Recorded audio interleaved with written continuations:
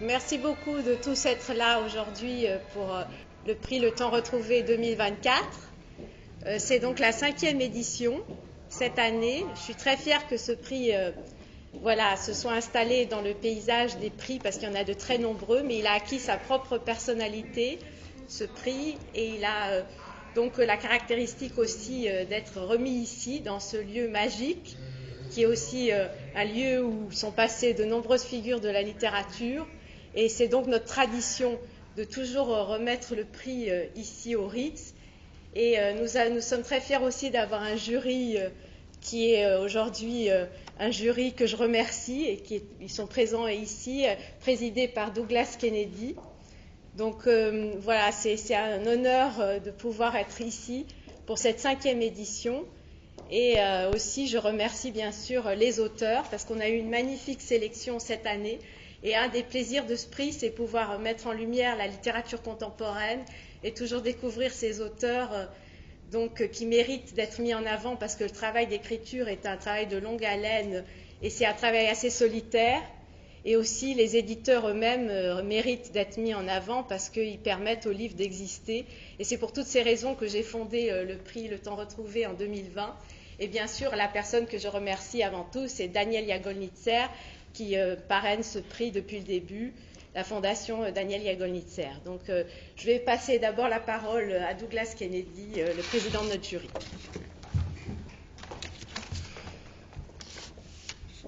Bonjour tout le monde. Il y a une citation de T.S. Eliot que j'adore. Entre le mouvement et l'acte tombe l'ombre. Qu'est-ce que c'est l'ombre? C'est le bordel qui est la condition humaine. C'est la façon dont nous faisons de l'enfer un paradis, du paradis un enfer. Et maintenant, on vit vraiment dans un moment très vertigineux, surtout si on est américain. De temps en temps, je pense que aujourd'hui, c'est comme les années 30 numériques. Et tout le monde parle de la mort de Roman. À la fin de sa vie, Philip Roth a fait une interview et il dit c'est fini. J'ai juste commencé mon 27e livre. Peut-être je suis naïf, peut-être je suis candide. Mais peut-être aussi, je crois qu'on a besoin des histoires.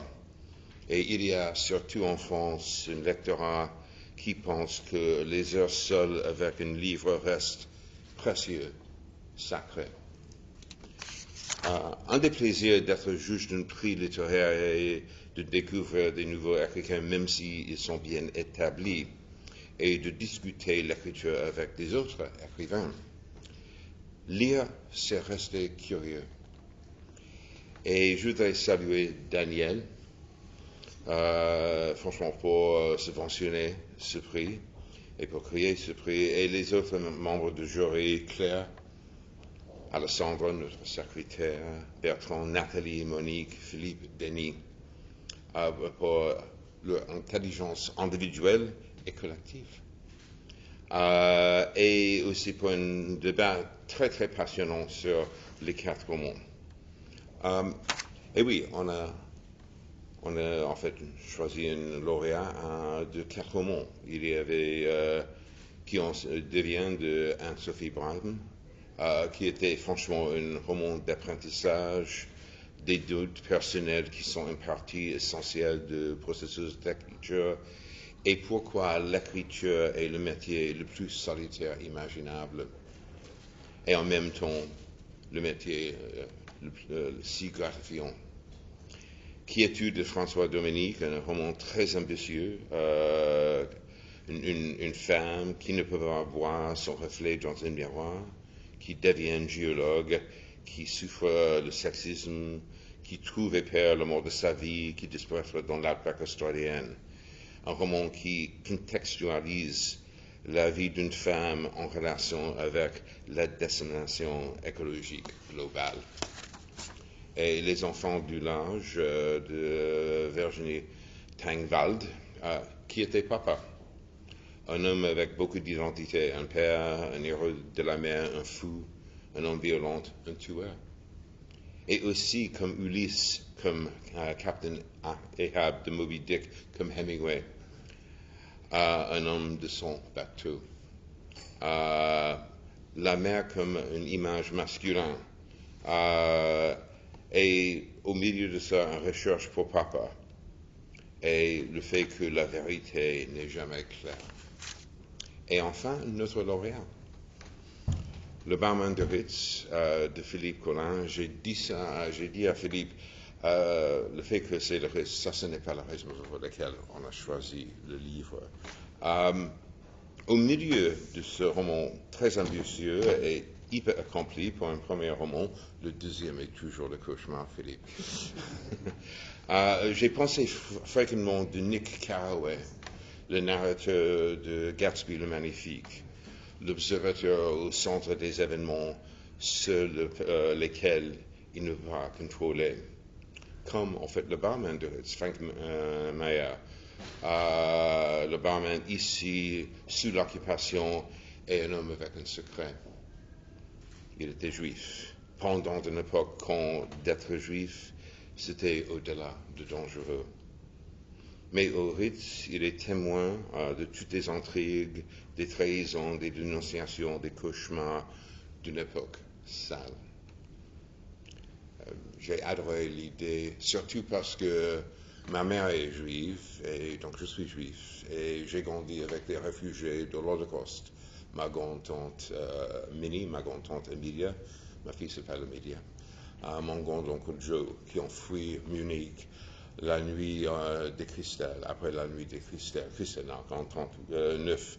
Et franchement, ils sont arrivés 2 semaines après à Lisbonne, et puis ils ont attendu 6 mois pour un bateau et des visas pour les États-Unis.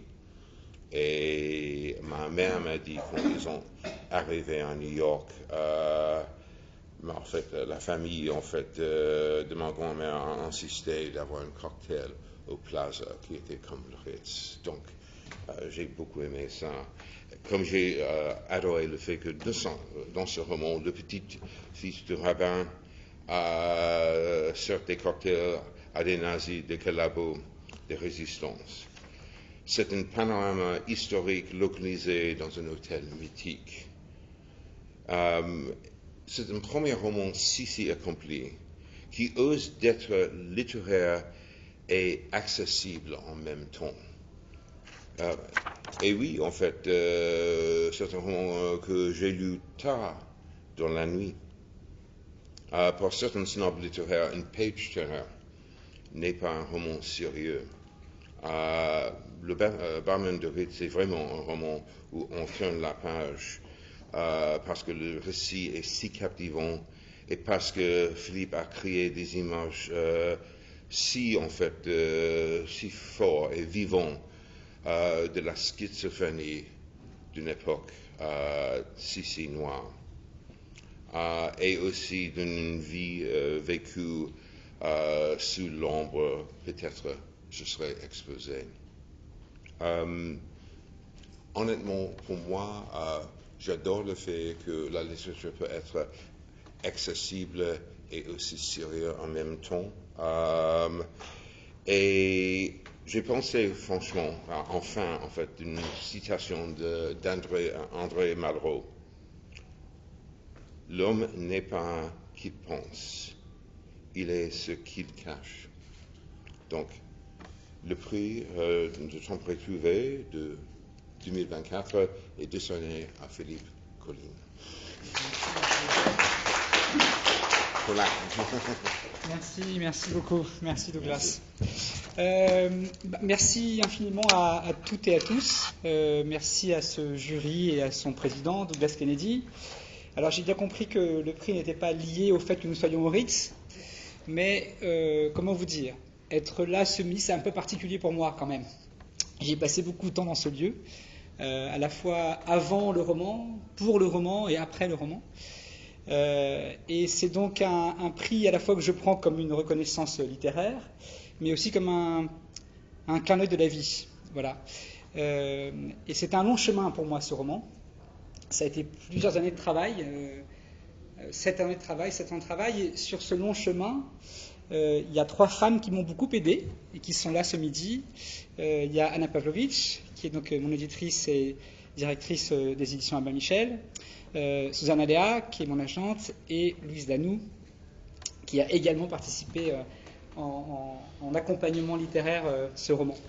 Je me suis dit, en faisant chemin pour venir vous voir ce midi, que j'allais vous raconter une petite histoire qui va vous raconter pourquoi mon émotion elle est forte d'être ici ce midi. En fait, je suis arrivé à Paris en 1998. J'avais 23 ans, j'arrive de la Bretagne, milieu modeste, très très loin du Ritz. Mais j'ai lu Hemingway, Paris est une fête, et Hemingway est fasciné par ce lieu, lui-même à l'époque pas très argenté, mais vivent ici les Fitzgerald. Et il vient parfois les voir, et il est assez fasciné par ce lieu qu'est le Ritz, hôtel mythique, hôtel franco-américain, on va dire, hôtel monde. Et quand j'arrive à Paris, je rêve de venir au Ritz, mais je n'ose pas y entrer pour des raisons de barrières sociales, d'interdiction qu'on fabrique en soi-même. Donc j'attends, je patiente. Et puis en 2002, je travaille pour France Inter déjà, et j'apprends que Yoko Ono, donc l'épouse de John Lennon, est à Paris pour une exposition. Et donc je fais une demande d'interview. Et on me dit, c'est bon, tu peux interviewer Yoko Ono. Et moi, naïvement, je pense qu'elle va venir à la radio. Mais c'est une vedette mondiale. Donc elle ne vient pas à la radio, on vient à elle. Et elle loge au Ritz. Et donc on me dit, tu viens avec une équipe technique au Ritz. Et voilà mon billet d'entrée. Mon billet d'entrée dans l'hôtel, je peux y entrer, j'ai une légitimité professionnelle pour y entrer. Donc je rentre au Ritz en 2002. Pour tout vous dire, j'arrive 2 heures en avance pour bien profiter du lieu.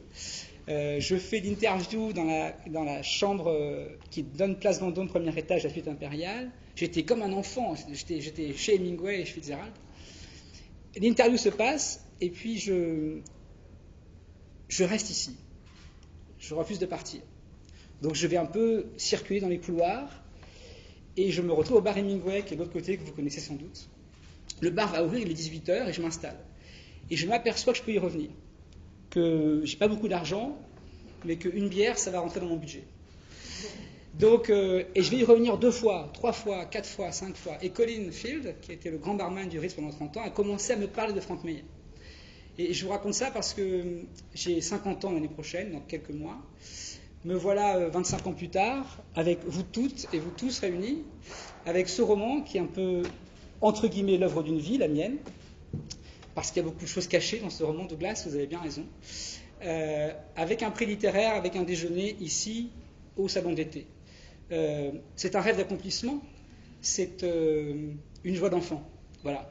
Donc je vous remercie infiniment. C'est pour moi très important d'être là ce midi avec vous tous, je vous le promets. Merci infiniment. Merci à tous et à toutes. Et merci au Ritz. Et il y a une dernière chose, c'est que je vais dédier ce prix à tous les employés du Ritz. Voilà. Parce que c'est un livre sur un employé du Ritz qui lui-même s'est accompli dans la vie, a réalisé une sorte de rêve. Et je sais qu'il y a beaucoup de gens qui ont lu ce livre au Ritz. Donc je leur dédie ce prix à tous les employés divers et variés du Ritz. Voilà. Merci à vous, merci beaucoup. Merci beaucoup. Merci beaucoup. Maintenant, la parole à Daniel qui a une question. Très bien. Il a une question pour le lauréat. Oui, donc bonjour à tous et merci naturellement à Douglas Kennedy d'abord, à tous les membres du jury et à Alessandra Fra, bien entendu, et à tous ceux qui contribuent à l'existence et au prestige donc du prix de temps retrouvé. Alors comme d'habitude, oui, je ne fais pas partie du jury, je ne suis pas intervenu dans le choix, mais j'ai été extrêmement heureux du choix qui a été fait cette année, du choix du livre de Colin, qui est un livre de Philippe Colin, qui est un livre passionnant à de nombreux égards. Et donc, comme d'habitude aussi, je suis supposé poser une question au lauréat, bien, ou à la lauréate, sans le cas. Alors, la question que je voulais vous poser. Alors, j'ai été particulièrement intéressé dans le livre par la question des officiers allemands qui ont habité aussi au Ritz et qui ont eu d'ailleurs des destins très divers. L'un, il y a Otto dans le nom. Von Stucknagel. Ouais, c'est ça.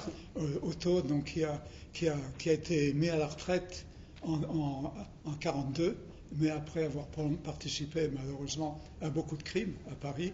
Il a été mis à la retraite en envoyant une lettre en disant qu'il n'était pas d'accord avec les exactions qui étaient commises contre la population française, qui à son avis étaient contre-productives. Il y a donc ce personnage. Il y en a d'autres qui ont participé au complot et qui ont été jugés et exécutés.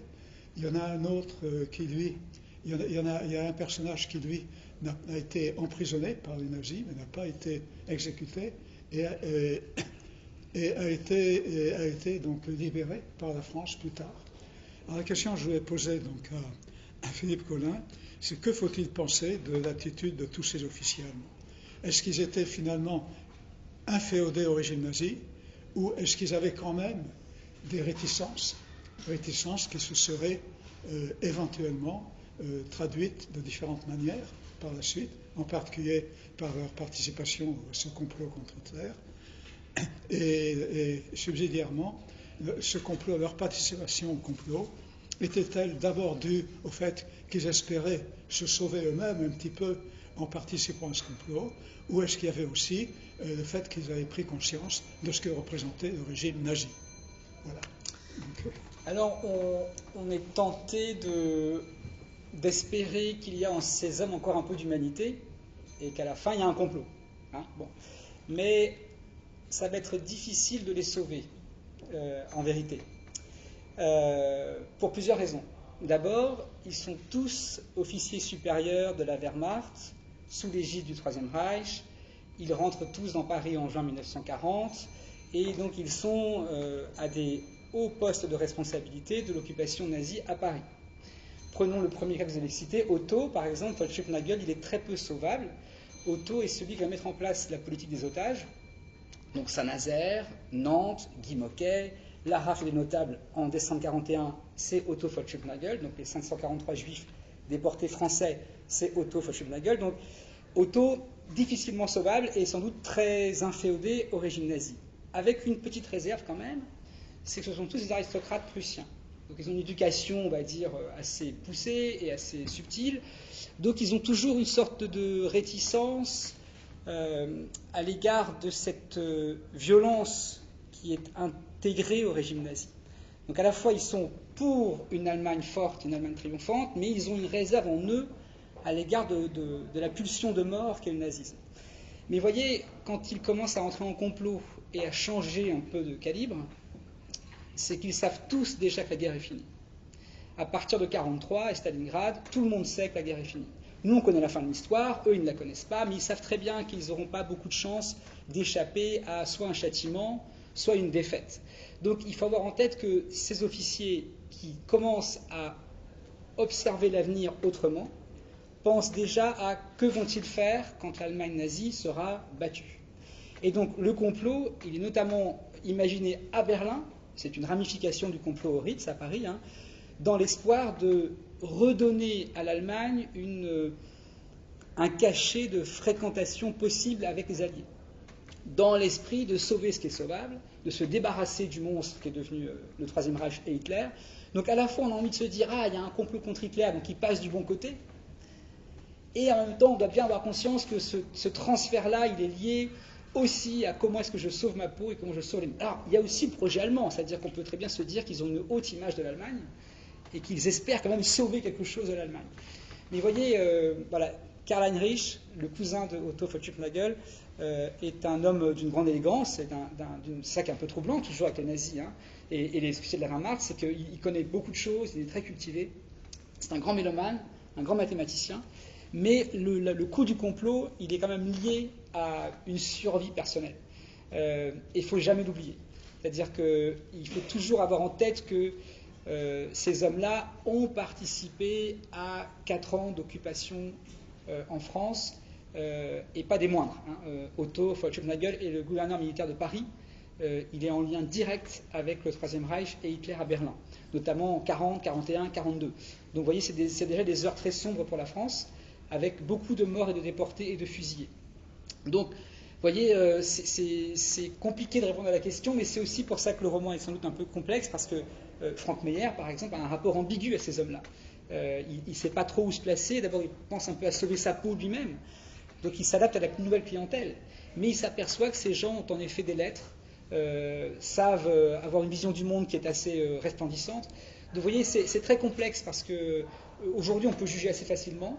je pense que je ne sais pas ce que moi-même j'aurais fait le 15 juillet 1940 dans la situation qui était celle de Frank Meyer. Voilà, donc on peut juger nous aujourd'hui en 2024, c'est assez simple. En 40, je ne sais pas ce que nous aurions fait les uns les autres, et bien malin celui qui peut répondre à cette question. En tout cas, voilà. Merci à vous, Alexandra, merci beaucoup. Merci beaucoup.